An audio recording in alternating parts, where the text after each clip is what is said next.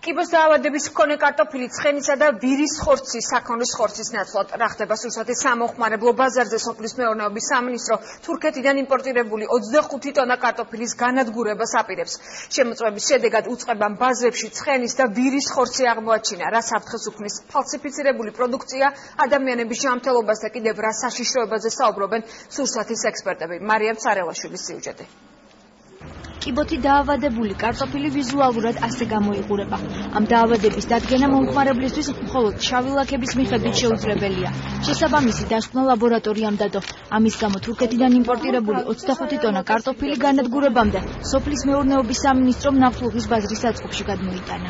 ეს არის კარტოფილის კიბო, მაშინ მიკოტოქსინების შემცველობის გამო გამოვისადაგარია როგორც ადამიანის, ასევე ცხოველის საკვებად. აღნიშნული საკუთარი დაავადება საქართველოს წარმოადგენს საკარანტინო ობიექტს.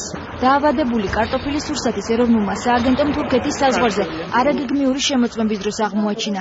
უვარგის პროდუქტს თურქეთის სოფლის მეურნეობის სამინისტროს მიერ გაცემული უვნებლობის სერტიფიკატი ჰქონდა.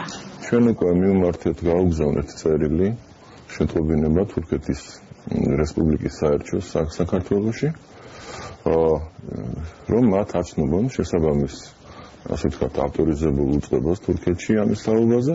სურსათის ექსპერტები ამბობენ, რომ კიბოს დაავადების მქონე კარტოფილი ტოქსიურია და მისი მიღება ნებისმიერი ფორმით კუჭნაწლავის სისტემას უნებს. დაბინძურებული პროდუქტი განსაკუთრებით საშიშია მათთვის, ვინც რისკ ჯგუფებს მიეკუთვნება.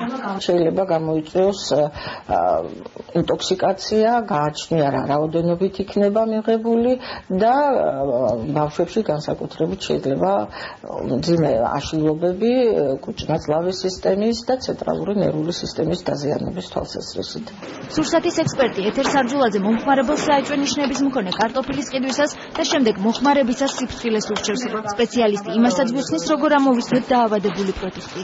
სიდამპლის ლაქები ჩრდება შიგნით და ადამიანმა არ უნდა იფიქროს, რომ მე ამ ნაწილს გამოვჭრი, მოცილება არ ნიშნავს, რომ დაავადება მოშორდა, იმიტომ რომ იქ არის ერთი სისტემა, როცა ხსნარით თეო სისტემაში ვრცელდება, ესე იგი, ის ტოქსინი, ამ ნივთიერება, რომელიც ამ პროდუქტში არსებობს.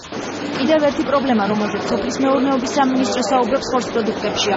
უწყებამ შემოწმების დროს ბაზრებში საქონლის ხორცად გასაღებული ვირისა და ცხენის ხორცი აღმოაჩინა. სამინისტრო კონკრეტულ ადგილებს არ ახმაურებს.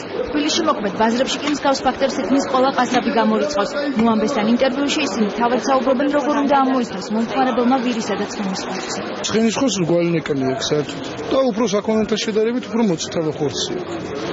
მუქი წითელი ხორცი აქვს. საქონელს ვარდისფერი. ამ ბაზარში რამის ჩვენ გავხსნიჯონ, ისე აქ ვარიანტი არ არის ლაბორატორიას ისე შემოსი. შემოტანის უფლებასაც არ მოგხსენე. კამეჩზეა შემოგატანებენ, და კამეჩის პრობლემებია.